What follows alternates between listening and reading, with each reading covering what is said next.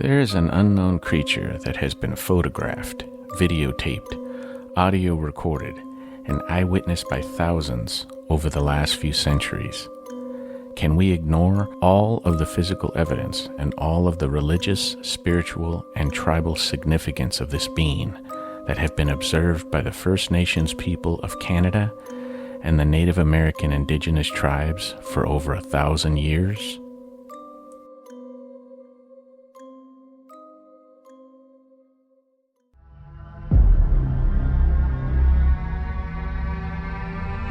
There have been reports of strange creatures in the area. Witnesses say they couldn't believe what they were seeing.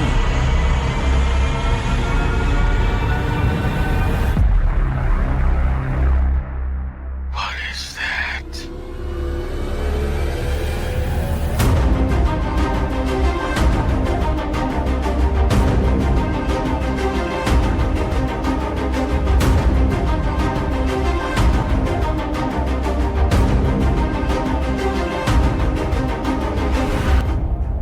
Welcome, beloved fofers, doubters, naysayers, non-believers, and skeptics. Welcome to Paranormal Fable or Fact. I am Victor Trevino, joined by my co-host and beautiful wife, Tammy. We are your humble guides to tales of alleged hoaxes, unbelievable stories, and the overall strain. Our email, of course, is in the show notes, and it's pfableorfact@proton.me. And this show is called The People Versus Sasquatch. Yes, the long-awaited show, baby. The one I've been putting off. But we're going to put Sasquatch on trial. Okay. That's what this show's about. He's been arrested. They slapped the cuffs on him. They're throwing him in jail. And we're here to get him out. We're here to prove that he's a real creature. We're here to... No, we're not. We're actually here to defend him against all of the attacks against his existence, or against their existence, because I don't believe it's one creature. The only thing that I wanted to put out before we start getting into the gist of the Sasquatch is we are not Sasquatch experts. And I'm refraining from using the term Bigfoot because I don't like that term. It's a nickname that was given to him because of the 15.5-inch tracks found at that construction site in like the 1950s or something. It was like 1958, I think it was. As a matter of fact, those tracks that were found around that tractor, around that construction site, I should say, because it had just rained and it was like muddy. So when the construction workers returned after the rains had gone away, they found beautiful tracks on a nice, soft, muddy ground. And those were the first casts that were mainstream, I should say, because it's not the first time this thing has been seen or people have been talking about them. But they were just beautiful, perfect casts. And that area is why Patterson and Gimlin went up into that area, because that was the same area where it was first, cast. That's what first made it big and brought it into the mainstream. Mm-hmm. So, and that's all I wanted to put out. I didn't know you didn't like it being called Bigfoot. Yeah, and I know a lot of people like calling him that, so I don't want to down on it too much, but it's just the plural of it. Like if you call it like, what do you say, Bigfoots or Big Feet? Yeah, I guess. You know what I mean? Sasquatch it's a Sasquatch or they are Sasquatch. That's it. You know what I mean? It's a overall term. I don't like the term booger either. I know some people... There's no plural for Sasquatches. I know some people refer to it as a booger, and I just despise that term. That's country. It's just so horrible. Yeah, them boogers were out in our backyard. You know what we call boogers here, baby. Yeah. You know what I mean? They're boogers. Yeah. You know, what are you calling them that? I don't know. And I don't mean to offend anybody. I know everybody's got their terms for them. In fact, that's one of the things that we're going to cover in the gist. Oh, the gist, okay. Yeah, so let's move on to the gist. Okay.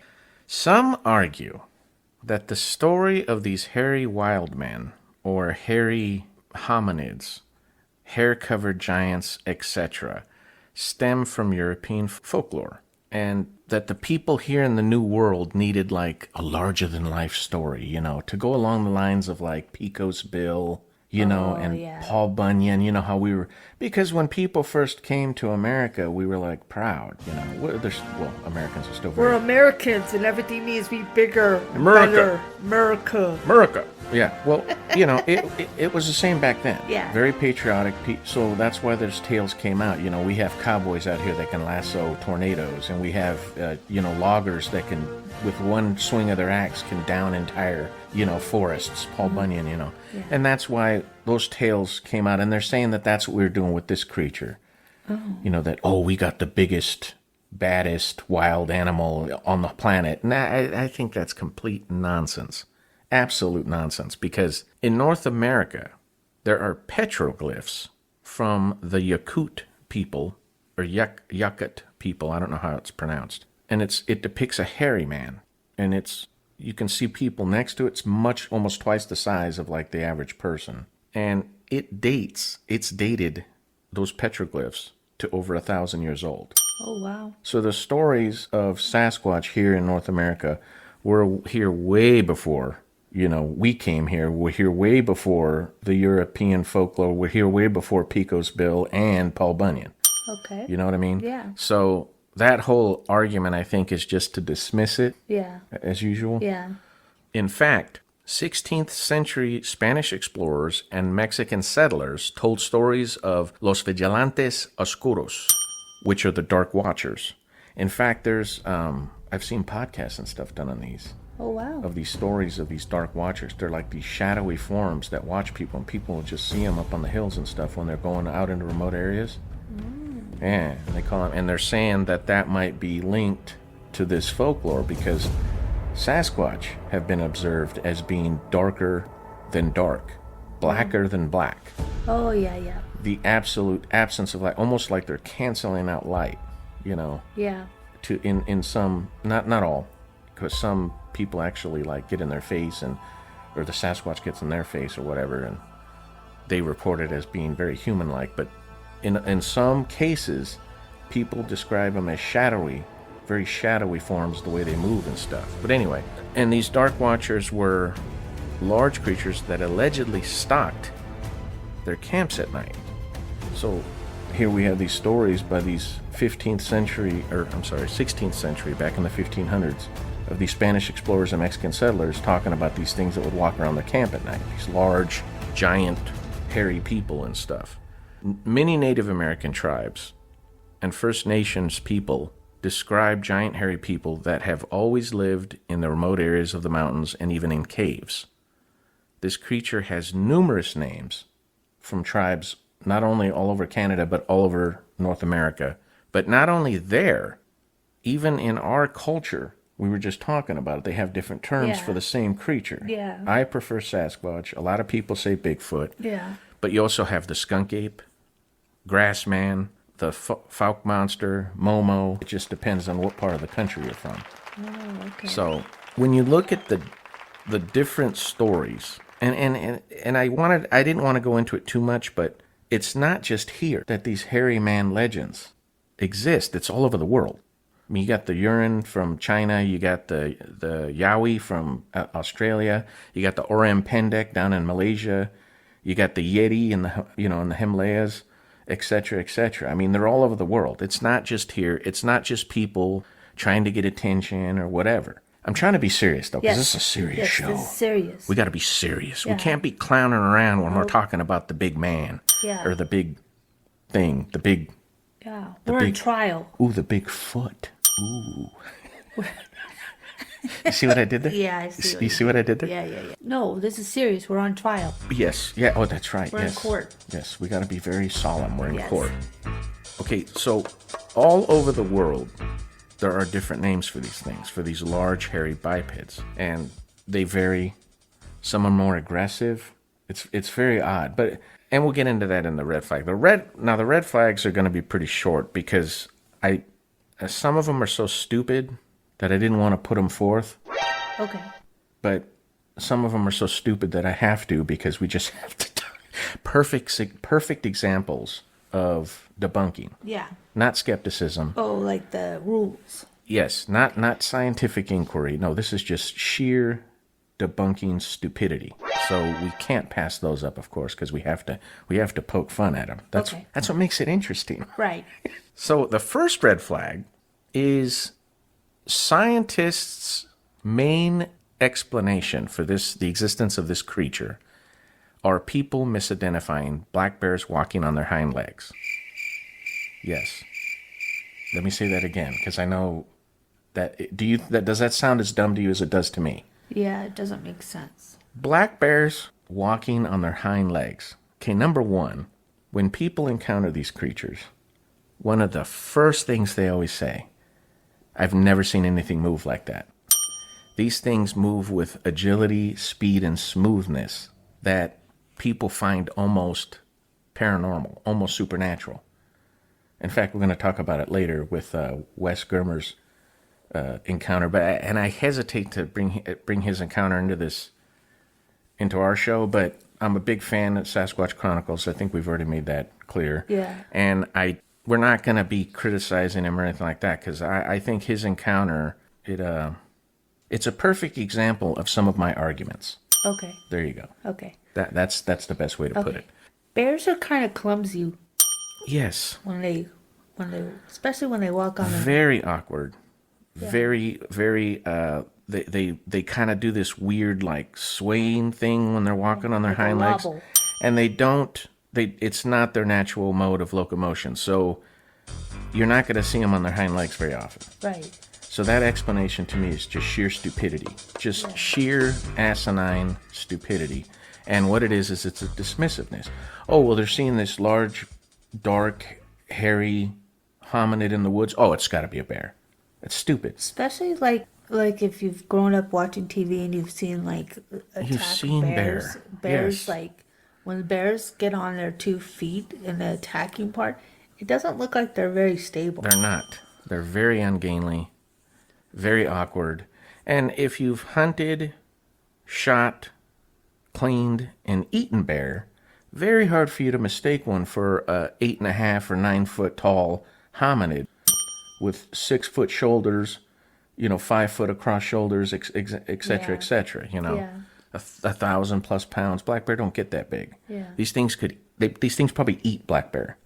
Well, anyway, Another red flag. Moving on, because I think this is going to be a pretty long show, so I'm going to try to move along as much as possible. Okay.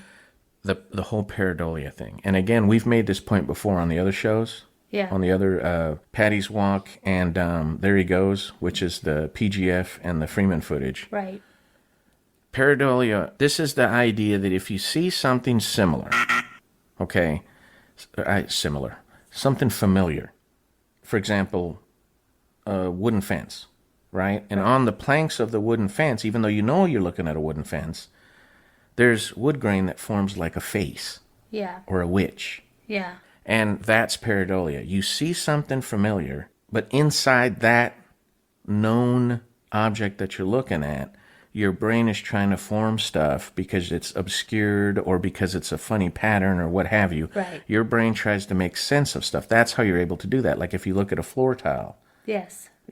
When you're using the restroom, you glance at the wall, and you got those walls in your house that have the funny, the texture. Yeah, the texture. And you'll see like a dog or something, Yeah. and you're like, oh, look at that. There's a dog on the wall, But you're looking at a wall. It's not actually a dog. Right. That's the difference. That's the catch. That's why I think pareidolia is just a dismissive, idiotic way for them to just completely just broom it under the carpet. Oh, nothing to see here. You're just seeing pareidolia. It's stupid because it's not how pareidolia works. Right. If you saw a 9 foot tall hominid walking across the road, okay, number one, it's not familiar. No. Right? So that completely defeats that argument right there. Yeah. Right there. Because in order for pareidolia to be a legitimate explanation for all of these sightings, you're automatically assuming that the witness is seeing something that's familiar to him, right? Mm-hmm. Otherwise, pareidolia won't kick in. Right.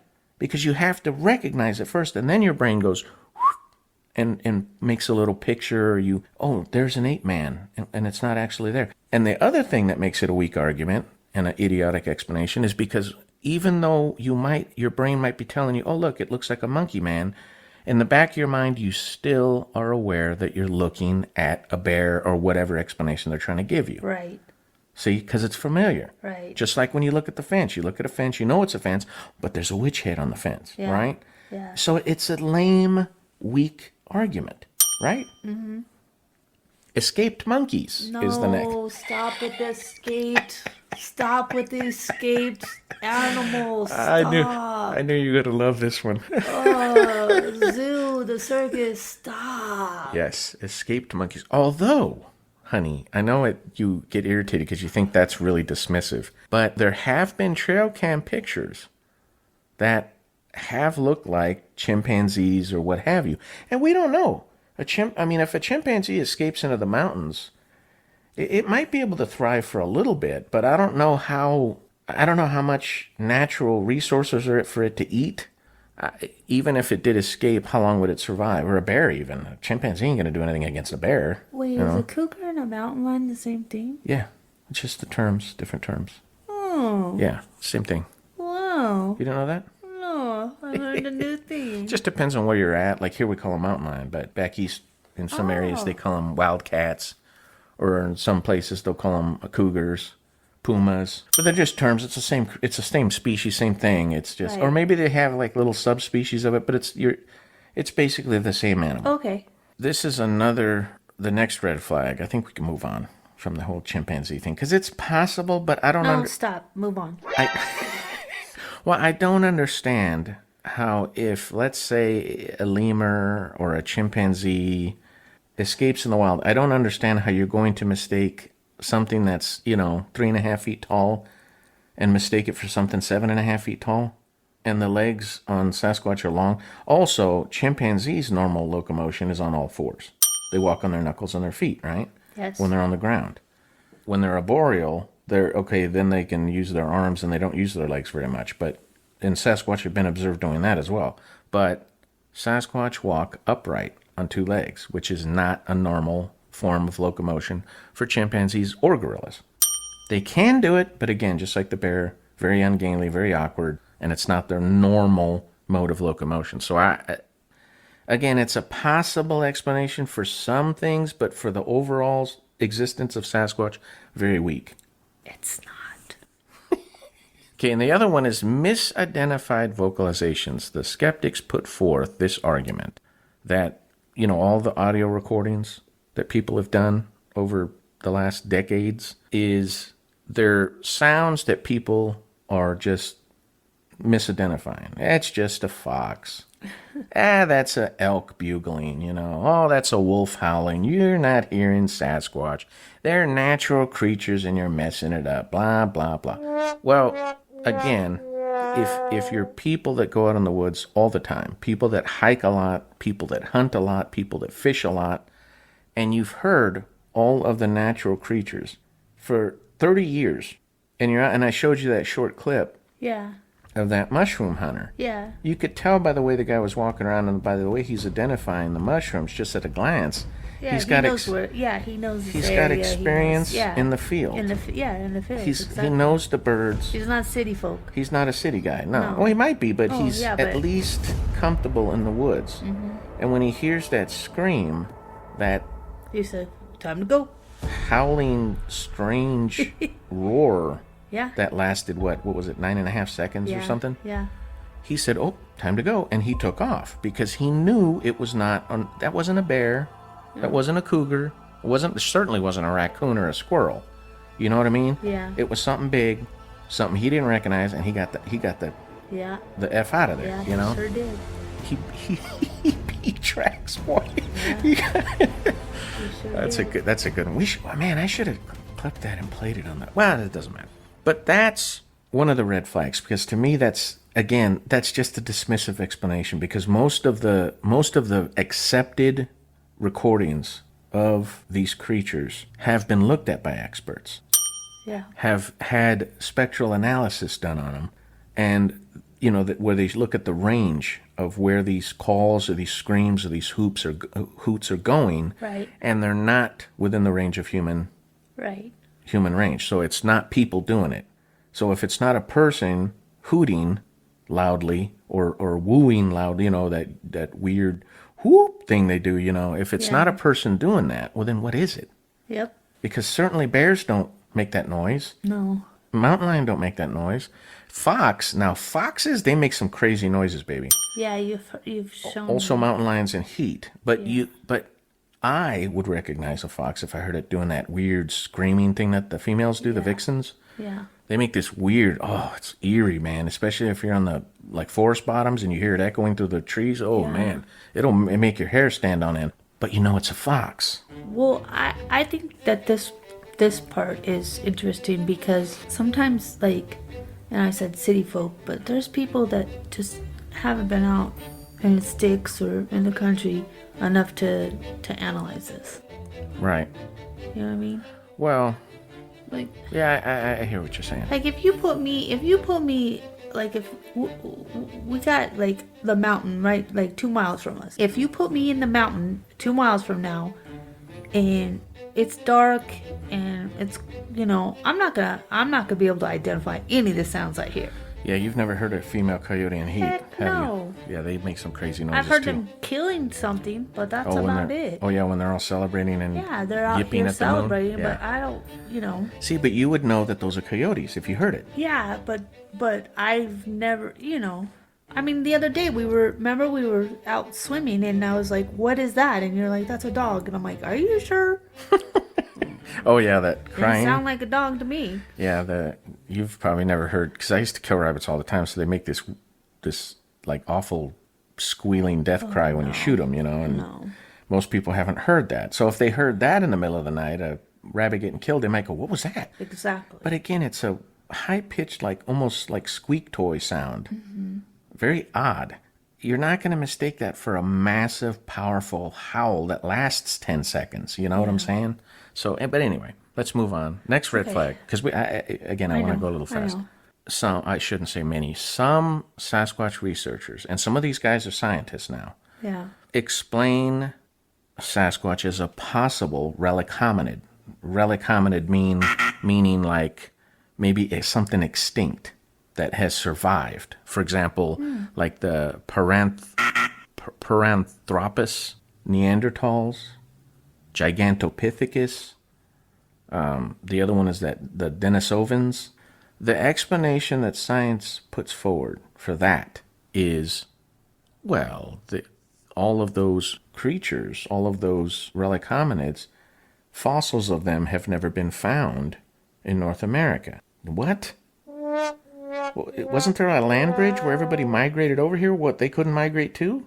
Yeah. You know what I'm saying? Yeah. So, I don't know. That, again, it's a dismissive, arrogant explanation. Just, I'm not going to bother with it. We didn't find any fossils of them, so it can't possibly be them.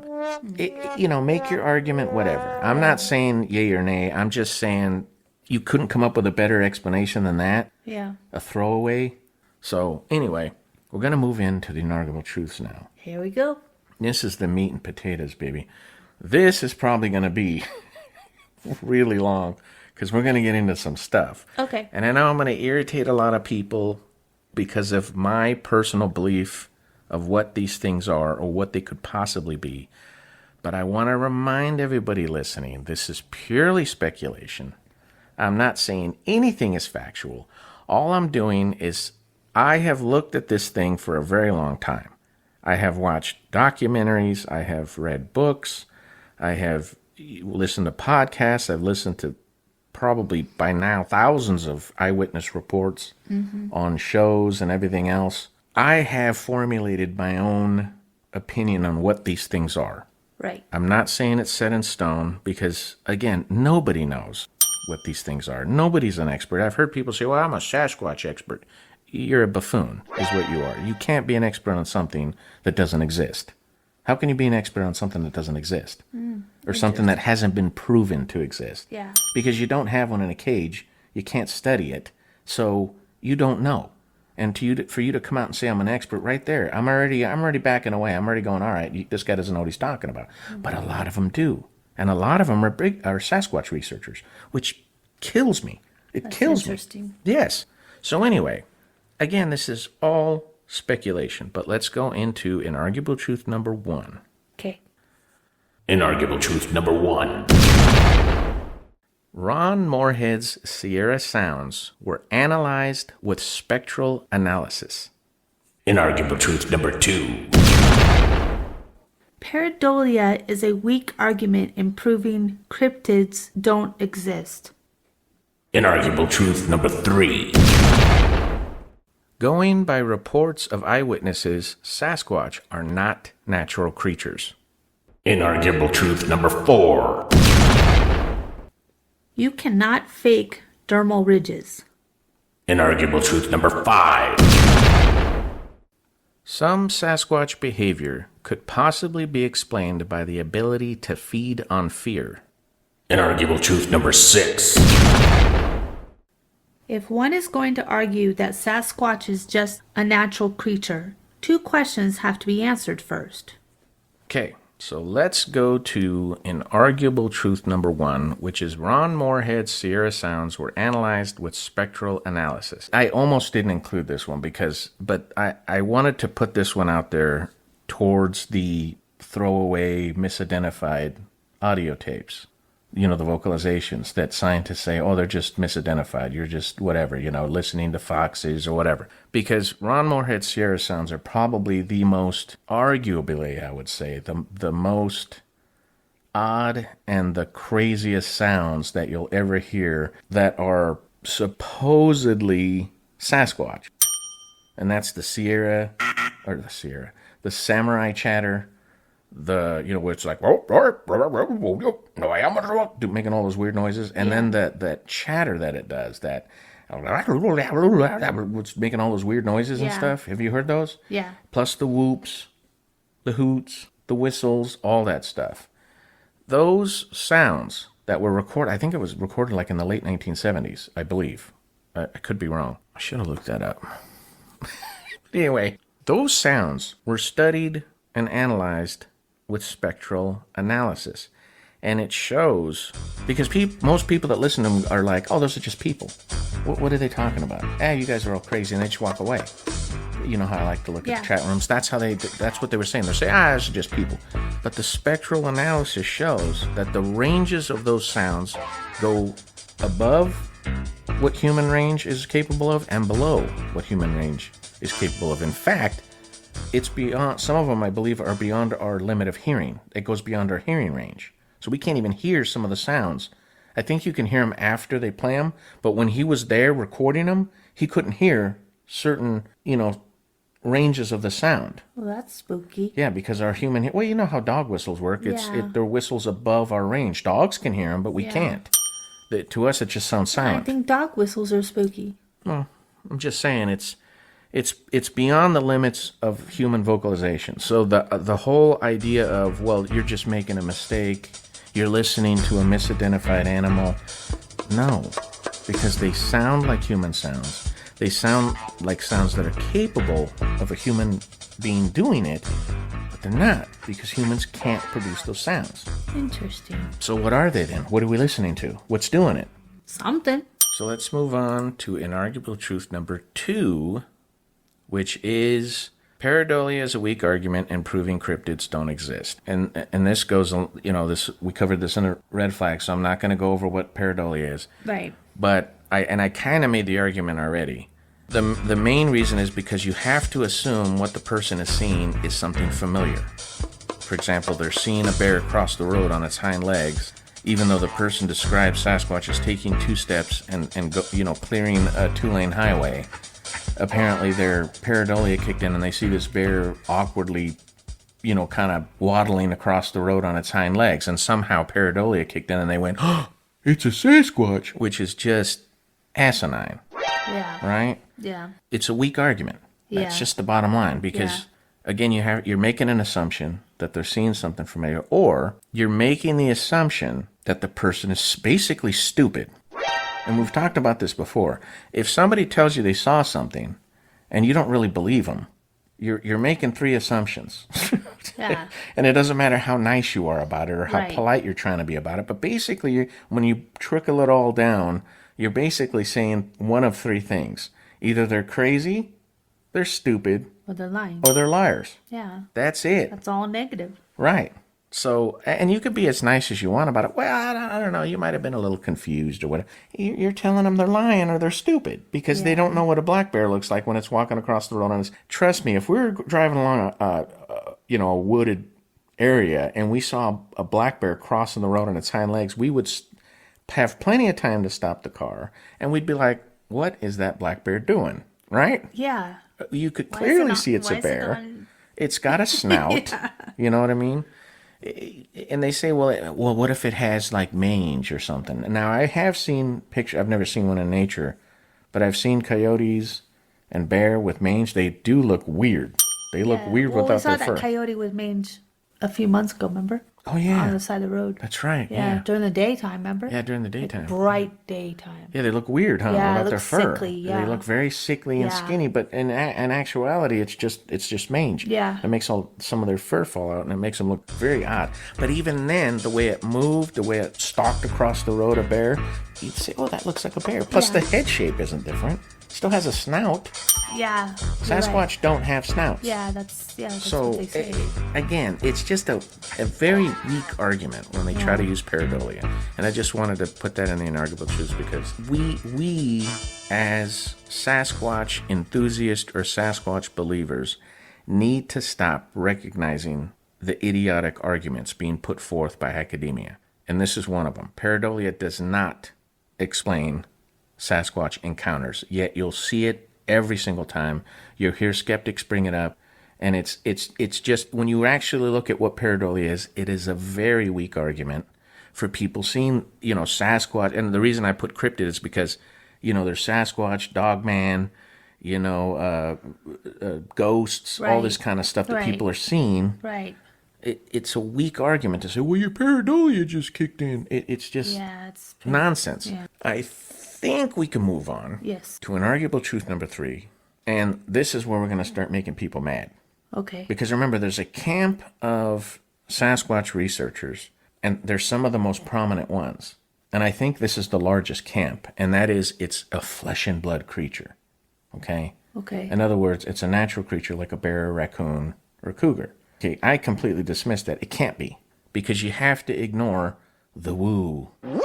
And we've talked about the woo before. Yes, we have. We've talked about You have to completely ignore that and dismiss that, and I think that's irresponsible because you're basically, as a researcher, you're ignoring evidence. How can you do that and call yourself a researcher? Right. So anyway, I understand why the camp of it being flesh and blood get angry about the woo, because they are of the mindset that one day they're going to prove the existence of this creature. There's going to be disclosure, and the government, or actually academia, is going to acknowledge this thing and start doing real research on it. I think that is a pipe dream. I think that's delusional, because you can't expect academia to ever recognize this thing, because we've made this point before, baby. What are they waiting for? Well, yeah, that comes later on in the argument of truth. But what more do you need? If this was any other creature, a bird, you know what I mean, an 8-foot-tall flightless bird, unknown giant rodent that people are finding the tracks and people are finding fur and mammal in the ocean. Anything else, science would have already taken interest. Yeah. With all the evidence, because again, we cannot fault the Sasquatch community for their ability to gather evidence. They have done a phenomenal job at collecting, just so much evidence of these things, spending hours, weeks, months out in the field researching these things. Yeah. Can't fault them for that. They have done a phenomenal job. Doing a television series. Yeah, and stuff like spending that. money. Spending a lot of money on their money, their time. So I understand why they get so upset when people start talking about the woo. Okay, but sorry, I don't mean to be the bearer of bad news. Disclosure is never going to come. And to me, the idea of that, we just need one more clear photograph. We just need one more clear videotape. Yeah. We just need short. And I have to agree with Wes Germer on this, because he says he thinks there's going to need to be a body. And people gasp, are you suggesting we kill one? Well, yeah, that's what they do. We talked about this before. Yeah. Don't tell me you haven't seen the insects on pins in your science departments. Yeah. You know what I mean? Or the animals floating in the formaldehyde. That's how they they dealt with creatures. They had to You have to dissect dissect them to know what's inside. They did that with humans. And even in that case, well, I don't want to go too much into that because I think we're going to cover that later. But let's go back to inarguable truth, the inarguable truth, which is going by reports of eyewitnesses, Sasquatch are not natural creatures, which completely goes against the vast majority of Sasquatch researchers. I'm sorry if I'm making people mad, but this is just how I see it. Again, all speculation, not saying anything's factual. This is just what I've seen. Yeah. So, what do we know, and what is my proof of this just dastardly, inarguable truth? Your sin against them. Yes, my grievance. Yeah. Well, no known great ape can see in the dark, period. These things can see in pitch blackness. Yeah. Not only from reports that have been coming, but my own encounter. Later, I didn't know when I saw, and I still refer to him as a guy, because to me it just looked like a big guy in a fur coat walking along the trees. Every time the hazard light went off on my tractor, I couldn't see in that area. It was pitch black over there. Yeah. And he was just walking like he was walking down a path. So he wasn't, that is what first caught my attention, even though I didn't realize it at the time. Yeah. Then as I slid over to the passenger seat to get a closer look, and I've had years to think about it, that's what caught my attention. That's what struck me as odd when I first saw this guy in a big fur coat. He wasn't carrying a light. Yeah. He wasn't wearing a headlamp. He wasn't carrying a flashlight. He wasn't holding a lantern. You know what I'm saying? He was sure-footed in the dark. And he was walking in pitch blackness. Yeah. Not a natural thing. Yeah. Another report, the way they move, and we made a little bit of reference to this at the beginning with the red flags. Yeah. Again, big fan of Sasquatch Chronicles. And Wes can back me up on this. Almost every single person he has on that show that reports their encounters, you'll always hear it. I've never seen anything move like that. Yeah. In fact, at the beginning, and his opening, and I don't even know if because I haven't been kept up to date, so I don't know if he changed his intro, but in his intro that has been going on for the last few years, you have that English lady. Yeah. She's like, the first thing she says is the way it moved. Yeah. Almost like it was gliding across the beach. Right. That's what people report. These things don't move naturally. Yeah. We've seen silverback gorillas charging the glass. You can go on YouTube and see it. We see how fast they move. We've seen silverback gorillas fight. They don't glide. We've seen elephants, bull elephants fighting each other. We've seen buffalo fighting each other. We've seen, deer squaring off against each other. Yet when people see these things, one of the first things they say is, I've never seen anything move like that. A natural movement. Yeah. Not a natural creature. Right. Also, and this includes part of not just Wes's encounter, but also other reports that I've heard, that spider crawl that they talk about. These things can use the mid-tarsal break on their feet to basically crawl on all fours, but they're not crawling on their knees like a human would. Or we do what is it called? The elephant walk? Yeah, yeah. Where we're on our hands and our feet, but our butts are real high in the air and we look all goofy. Yeah. They can do that, but they don't use their knees. They use their feet because their feet have that mid-tarsal break. So they can basically be inches off the ground and still crawling at high speed on all fours, which is not natural movement. Nothing else moves like that. There's no monkey that crawls like that. Nothing does that and can crawl like that at high speed. There are several reports that I've heard over the years where people say these things are like just as fast crawling like that on all fours as they are when they're on two legs running. Wow. Which again, people say when they run, they're like way faster than a human. Yeah. And can do stuff, like I said, cross a 2-lane highway with one bound. Just boom. Their foot hits down once and then they're already across the road. Yeah. Creatures don't move like that. Right. A cougar couldn't do that, So the reports of UFO activity surrounding these things is another part of the woo. People will say they'll see either UFOs before having a Sasquatch encounter or after. Either way, not natural. Right. When you're hunting a deer, you're not going to have to check the sky and look, do I see any weird lights in the sky? Because otherwise there's not going to be any deer here. You know what I'm saying? Yeah. Doesn't they'll see, work like, that way. Orbs and stuff. Yeah, they see orbs. Well, the orbs is later, but this is UFO activity in the sky. Weird lights, stuff, things of this nature. Cloaking. You know, the reports of these things cloaking, being able to blend into the background. That's weird. Which is really weird. Yeah. Right. And if that's true, not a natural creature. Well, yeah, that's... Nothing else can change its fur color. No, not You know what I fur mean? color. Not instantly like that. Oh, somebody's looking at me.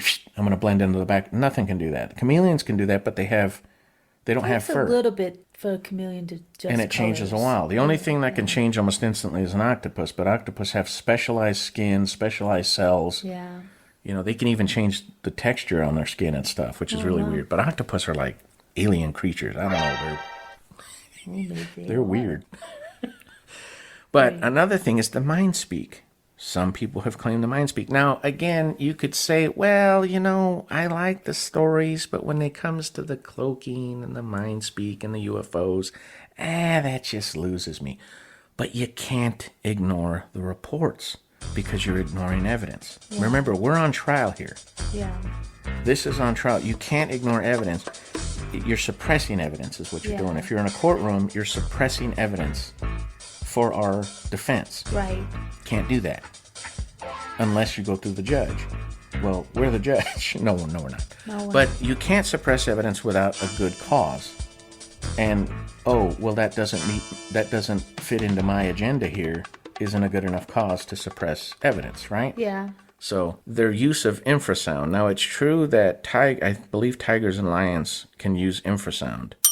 But most creatures, there's only a handful of creatures on the planet that do it. No greater primate uses infrasound. As a matter of fact, I don't think any primate uses infrasound. Because like peacocks use it, elephants use it. Oh, yeah. Stuff like this, but not a primate. So again, it's not a natural ability. And again, you can say, well, that's just some reports. But there's a lot of reports where people say, including my encounter, where I got this weird almost punch in the chest with this weird feeling of doom, or people will get Wes's encounter. He said when it growled behind the car, he could feel it in his chest, and it weakened him. It made him shake and stuff. That's crazy. Infrasound is what it is. Yeah. The chatter, the possibility of having a primitive language. Yeah. Not a natural creature. To communicate with each other. Yes, animals use body language, growls, hoots, hisses, calls. We talked about the hyena doing the yips and stuff to get attention, to call their mates, so their herd over, their pack over. But they don't have language. They don't speak languages. Yeah. Birds have songs and stuff that they'll sing to each other, and fish will do weird movements underwater and stuff. To communicate. They communicate, but they don't have a language. There's been reports of these things having a language. So that's not natural. Eye glow is the other one. Not eye shine, like when you're driving along the highway and you see a bunny sitting on the road at night and its eyes are glowing. Yeah. Because that's that one film in their eye, because that allows them to see in the dark. Right. We're not talking about that. We're talking about people looking out into dark woods with no light source. Yeah, no light source. And they see eyes glowing out in the trees. Not natural. No, that's not natural. In fact, you can even watch videos of that, of people like filming with night vision cameras and stuff, and you'll see the eyes glowing out there. Of course, night vision does use very dim light or infrared light. Say that has some kind of light. So that's not a good example. But people have reported seeing their eyes glowing. On that. Yes, objection. Objection. Again, we talked about this before too. Them appearing darker than dark or blacker than black. Right. Yeah. That's not natural. Normal animals don't appear that way. Didn't you say that's how they got the blob thing? Yeah, the blob squatch. Yeah. Yeah. Because supposedly, it's a possibility that when you're trying to film these things, they have the ability to somehow mess up the camera or the vision of the camera, because they're trying to blend into the background or whatever. That's why you have these real fuzzy, weird shots of these things when people are trying to videotape them and stuff. That's one of the arguments or one of the theories. But again, if they're doing that, not a natural creature. No other animal can do that.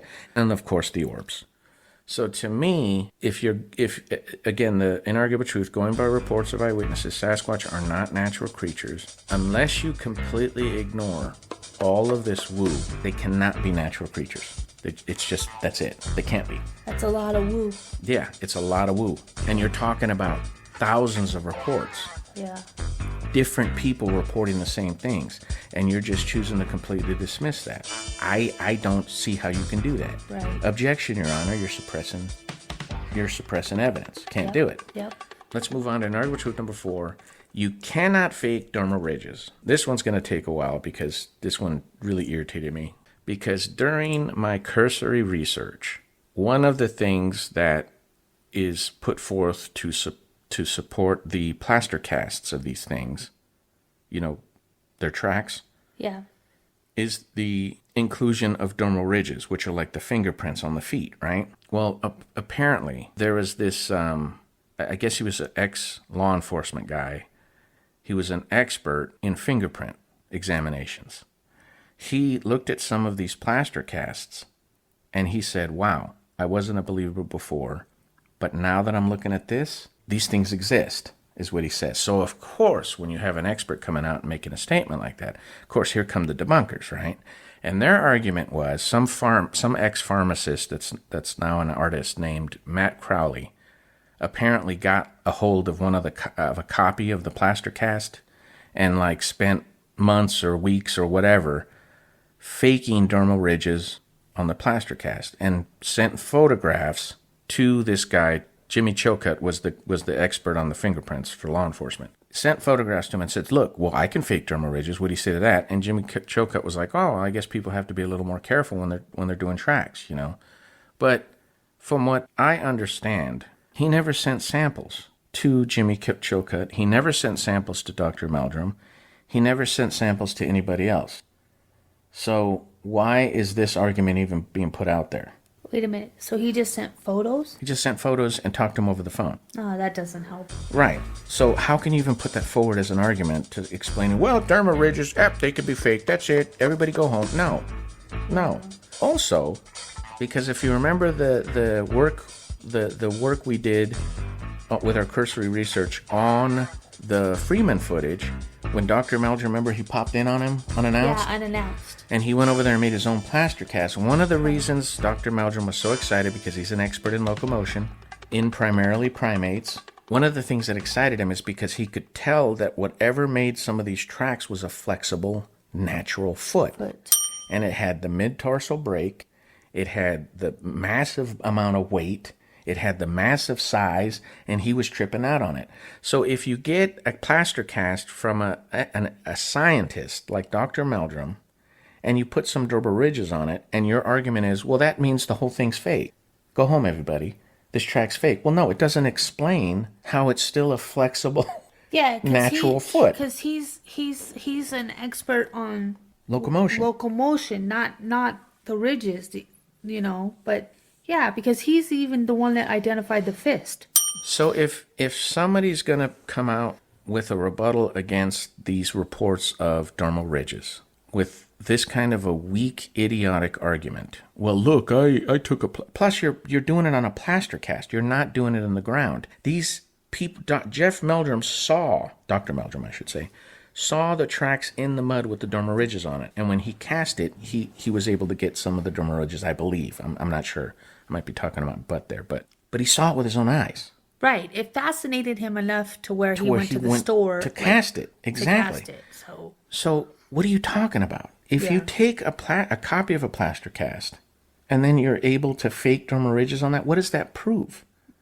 Does that prove that dermal ridges are fake? Can be fake? No, not at all. Because if you're looking at the track in the wild, in the field, and it has dermal ridges, their whole argument just goes kaput. Yeah, go do the dermal ridges in the earth. Well, no, they're not going to do that because that would mean real research, baby. Remember, these are debunkers. Okay, and when you get to the end of this argument, because I looked at several different websites, and for some reason, again, they quoted these jackasses, these idiots from this, our buddies over at, Skeptics R Us, that are basically paid debunkers.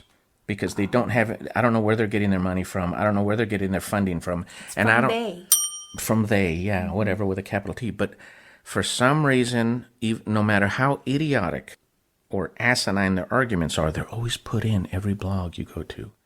Unless it's by Sasquatch researchers or, the actual investigators putting that out there, they won't include it. But if you go to like any kind of like magazine or newspaper or anything like that, any periodicals or whatever, Wikipedia, things like that. Oh yeah, Wikipedia was ridiculous. They always include these guys' argument. Why? Oh, Wikipedia, because they You paid to do it. You go on YouTube and you're looking at these jackasses, and there's like 400 views. Huh, interesting. Nobody's listening to them. Nobody wants to hear them. Yet there they are. There's their argument being put forth like they're some kind of experts on the matter. Yeah. So they're funded and they're backed by something much bigger than what they are. Yes. Because otherwise everybody would just ignore them. Who cares what they have to say? Yep. Because, again, most of their arguments are just idiotic and don't make any sense. And that report, and this is the end of this argument for inarguable truth number 4, you cannot fake domal ridges. All of the reports that claimed proof that domal ridges can be faked were done by people from the Skeptical Inquirer. Debunkers 101. Yeah. Debunkers are us. Yeah. So let's move on to inarguable truth number 5. Some Sasquatch behavior could possibly be explained by the ability to feed on fear. This one I've been chewing at the bit for. Yeah. There is an archetypal report on Sasquatch. I'll call it affectionately the hiker scenario. Okay. And this is where somebody's just minding their own business and decides to go on a hike up in the mountains.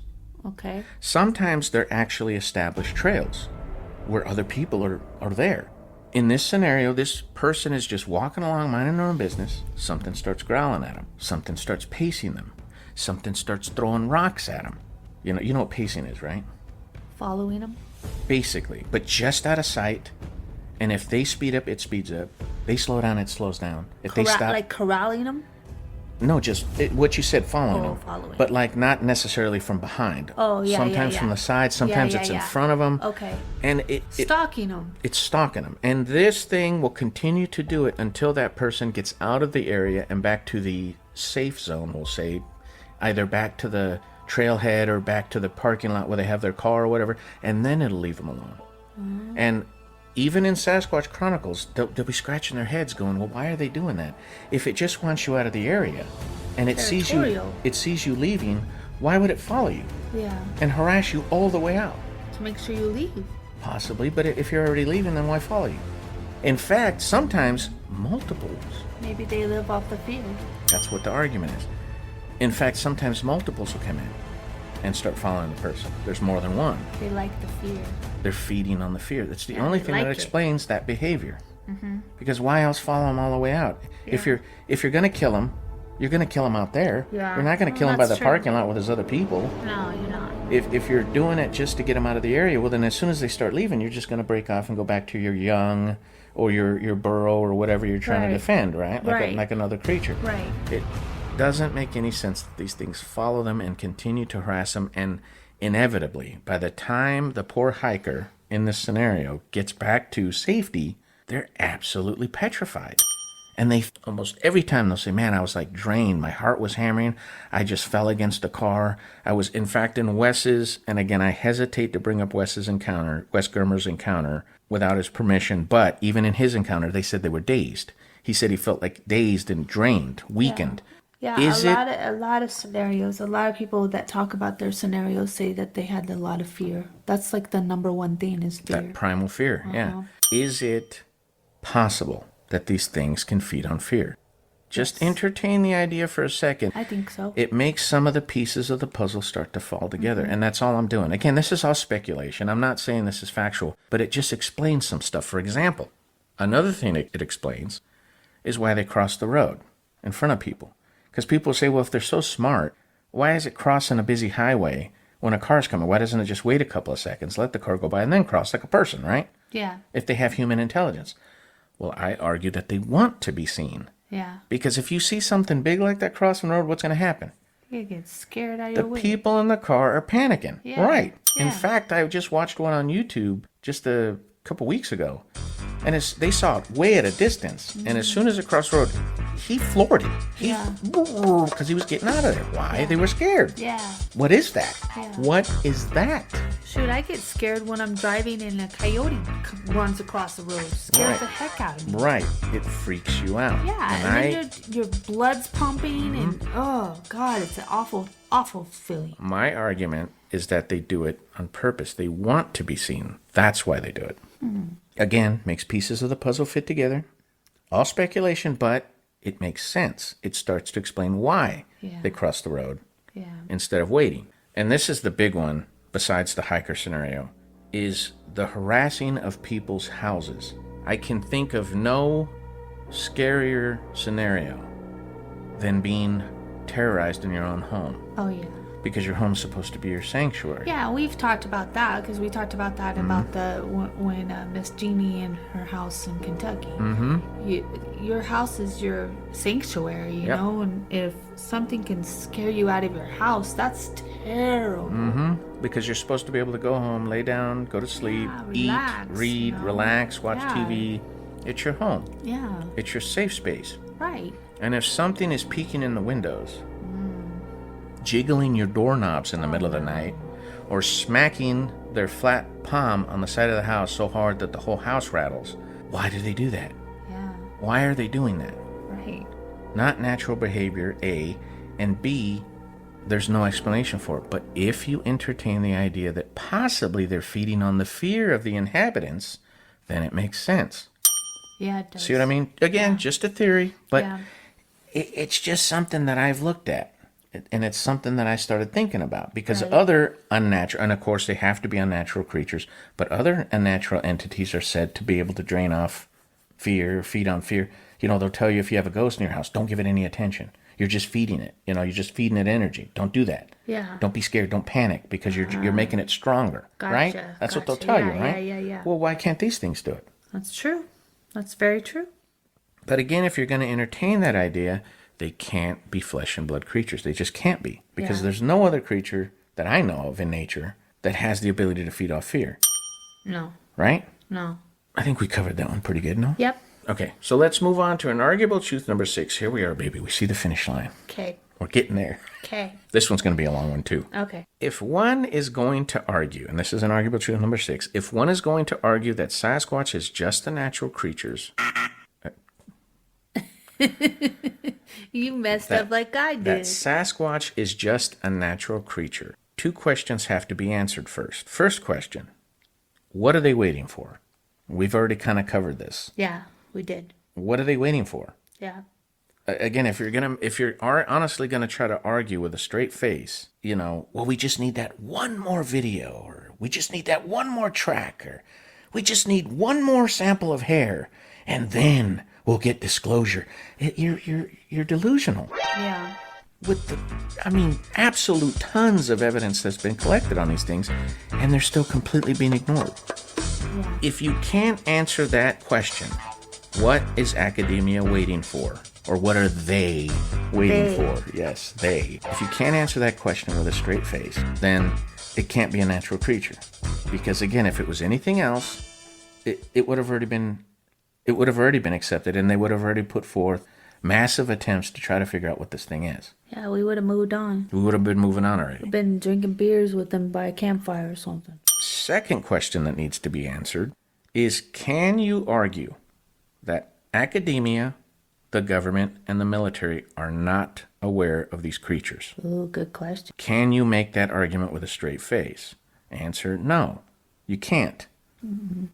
And this feeds into the first question. Well, then what are they waiting for? If they already know they're there. Because remember, baby, I've watched and listened to thousands of reports by police officers, by military personnel, by pilots, by...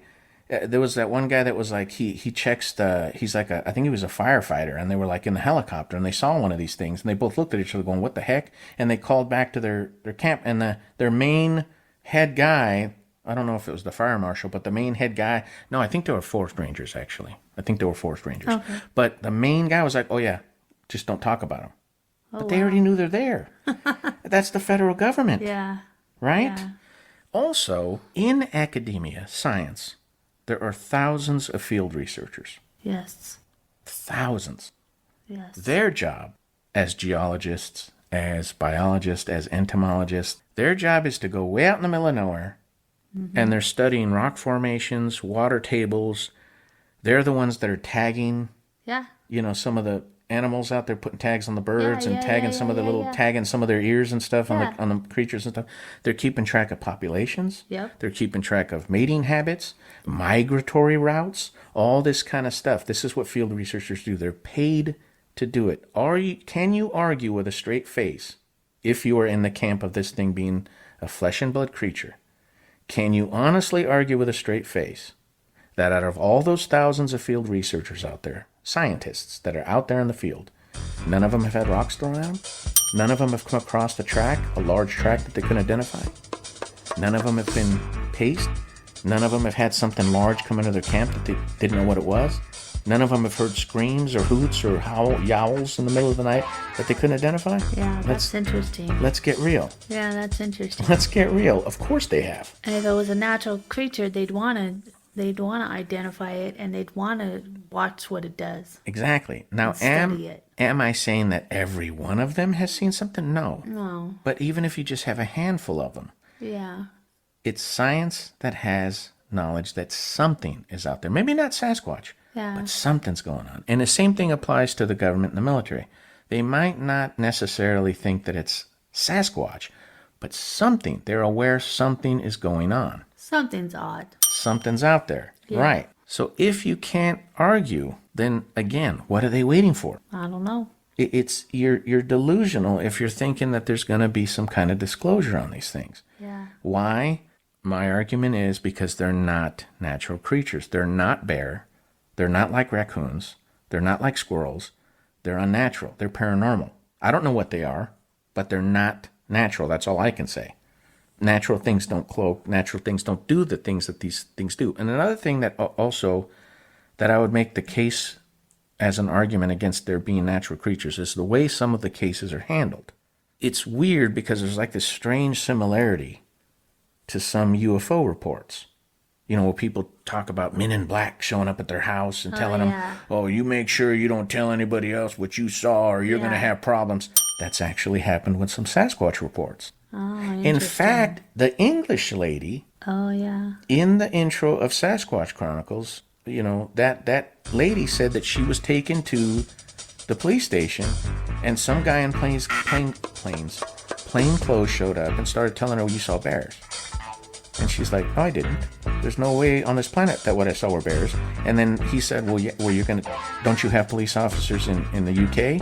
And she says, well, yeah, but they don't try to tell people what to say. Right? Because she's a very feisty lady. And she was arguing. She said, no, they weren't bears. Yeah. But he was trying to tell her, you saw bears. Yeah.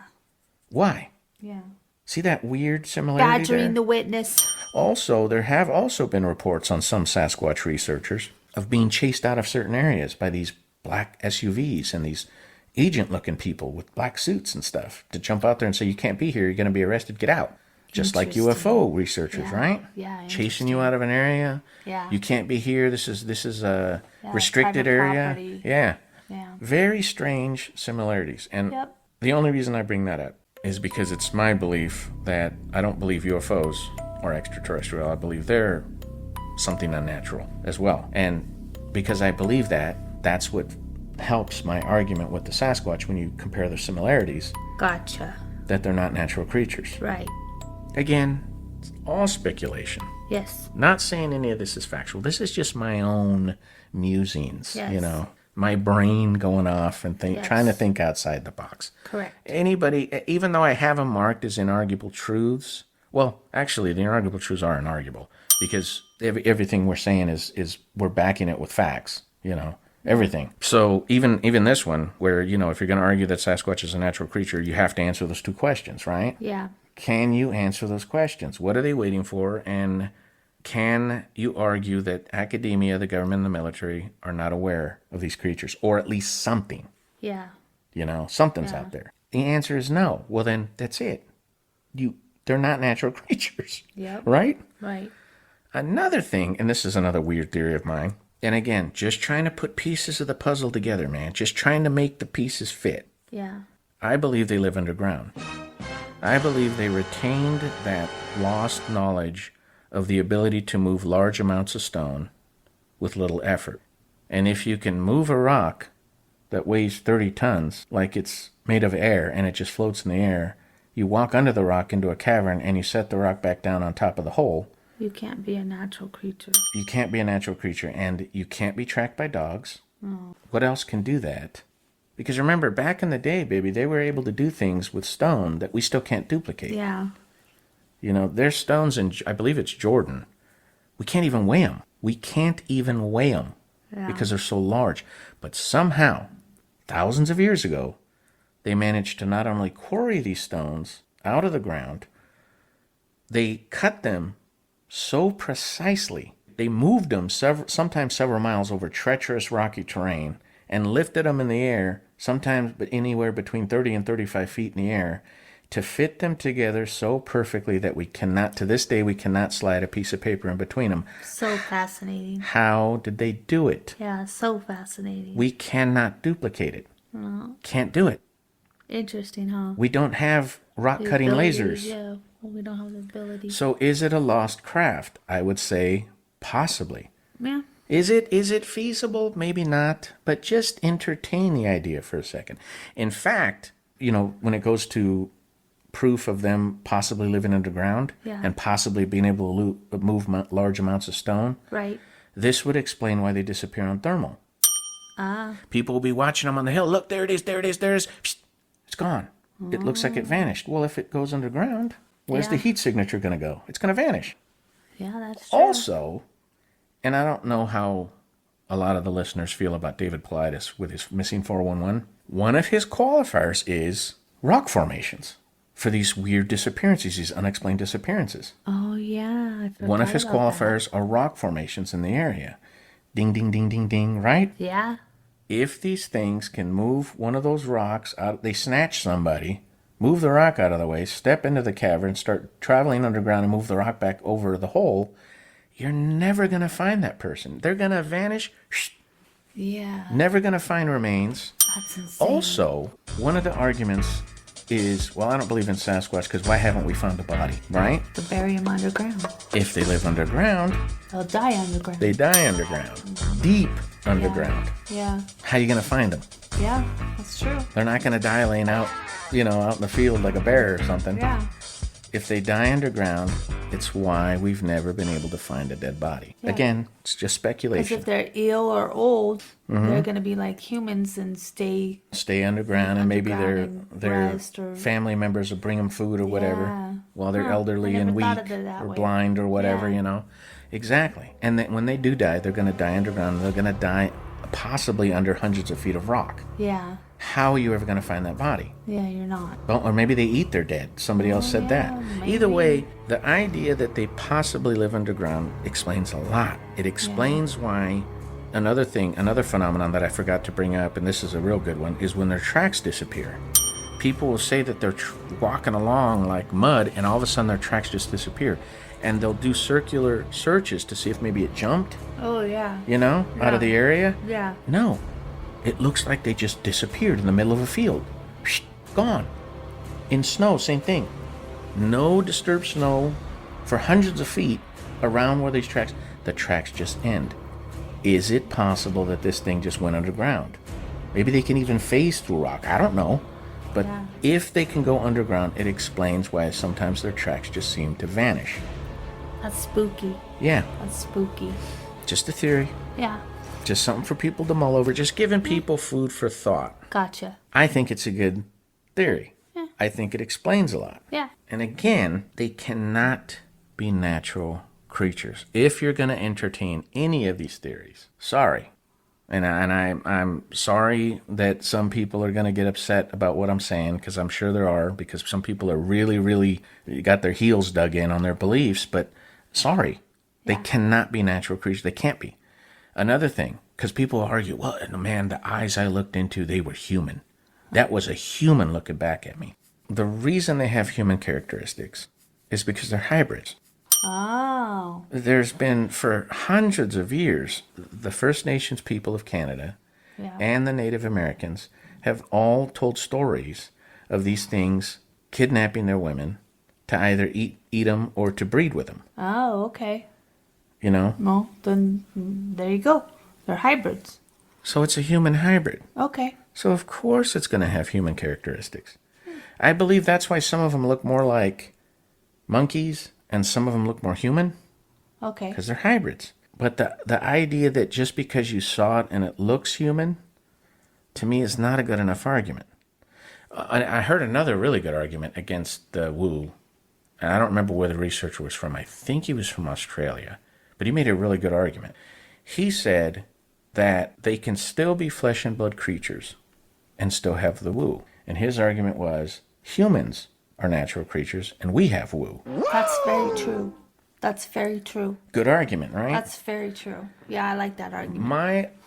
My only issue with that argument is when you look at the woo people have, you're talking about like precognitive dreams, that are documented. Yeah. You know what I mean? That have like been scientifically proven. We know some people have precognitive dreams because it's been documented. Yeah. Like 911 was a perfect example, or 9/11. Yes. People were calling the local station saying, "Hey, I had a dream that the Twin Towers were going to come down." You know what I'm saying? Days before it happened. Yeah. Well, how do you explain that? Yeah. I mean, you could say, well, no, it's just a terrorist trying to scare people. That's all that was. But no, these are normal people that did it, and their calls were documented. You know what I mean? That kind of woo. Okay. If you're going to... My only argument is, yes, that's woo for people, but it's like comparing apples and oranges. If you're going to compare a precognitive dream to cloaking, right? Yeah. Not the same. No. Maybe ESP, extrasensory perception. Yeah. That some people have exhibited. Yeah. Maybe. Apples and oranges, when you compare it to mind speak. No, it would be a different type of woo. It's a completely different type of woo. It's on such a lesser level. Yes. Our eyes don't glow. We can't move with supernatural speed and agility, unnatural speed and agility, and strength that these things have. There was a footage of, I think it's a drone, and it's flying over these trees, and you see a tree get uprooted. You can only see the treetops. And this tree is being swung around and it's a massive tree. It's being swung around like a baseball bat. There's footage of trees being thrown like that, just being pulled. You know how much power it takes to uproot a tree? Yeah. And I'm not talking about like a little 10 or 12-foot tree. I'm talking about 50, 60-foot tree getting uprooted and tossed. In fact, I saw this one documentary where they were going up to Alaska to look for these things, and they saw trees that were uprooted, turned upside down, and jammed back into the ground with their roots sticking out. Oh, wow. Now, and when they inspected them, they could find no signs of machinery, because there's equipment that could do that, hydraulic equipment, massive equipment that could do that, like tree cutting equipment and stuff. Yeah. There was no marks on the wood. No signs of it being manhandled, because heavy equipment does mark wood, trust me. Yeah. Even if you're very careful, you're going to put a mark, especially when you're using enough force to jam a tree root up into the ground. Yeah. You're going to leave marks, trust me. Especially if it's a fresh tree, because these trees were dead, but they'd been sitting there for a long time. And the locals, I believe it might have been Inuits. I don't know. But the local people said they've been there for years. Decades. Wow. That's and crazy. That's their border. The reason they did it is because they were telling the people in the area, don't cross these trees. Yeah. Past these trees is our spot. You guys stay over there. And you'll find stories like this all throughout First Nations, Native Americans, the Inuits. Territorial. Yeah, there's stories of these things setting their territories so that they don't interact with humans. Yeah, interesting. The strength to be able to uproot a tree and jam it back into the ground, unnatural. That's a different What else can do topic that? Even an elephant couldn't do that. Yeah, no, that's a different topic, sir. So, okay. I think, off the top of my head, I can't think of anything else. So I think that about does it. Okay. You know it's coming, right? Yes.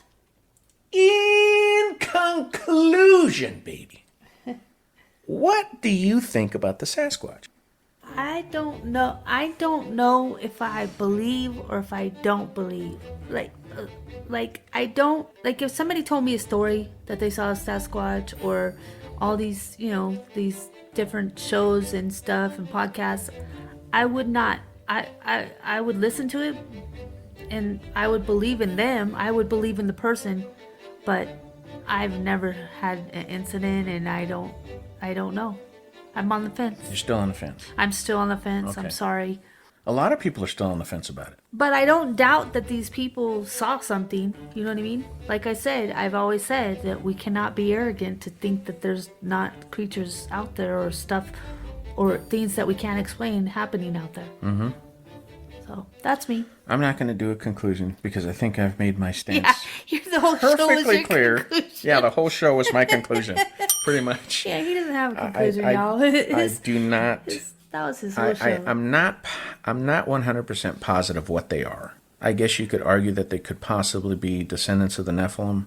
That's probably the closest thing to me what flips the bill, you know? I do have a question, though. Go ahead. Do you think they're evil? Like, do you think that they're... With glowing eyes, appearing as shadows darker than dark, scaring people, feeding off of fear, I don't think that they're good entities. I think Okay. they're negative. Okay. I don't think, there's people that go out there and play flutes and apparently attract them with music, and some people that believe they're like, "Oh, they're my spirits. buddies." Yeah, Yeah. they're guardians of the forest. I think that's all nonsense. I Yeah. think these things Okay. are shadowy, negative creatures that if they're given a good enough opportunity would not hesitate at all to eat somebody. Okay. Because again, you give that 411 scenario. Yeah. Snatches you up, takes you underground, you just disappear. Yeah. And who knows, they could be snatching you to mate with you. I don't know. Yeah. Either way, the people vanish. Enslave you or something. Yeah, either way, these people vanish. Yeah. And that's how he got started, David Paulides, with 411, is that so many people were going missing in these national parks, Yeah. and they were keeping no records of them, which again goes along with the argument of the government is aware. Yeah. Because they're aware people are going missing in national parks and don't put anything out to Yeah. stop it. Yeah. Right? Yeah, that's interesting. So, again, Okay. they know that there's something out there. They're aware. Yeah. So what are they waiting for? Yep. Do you have anything else? No, Okay, well, you have the final say. I'm still on the fence. Still on the fence. Thank you, everybody, for listening. And please drop us an email. Give us some show ideas. We have show ideas, but we'd like to hear from you. Thank you for listening, for always, and supporting us. Good night.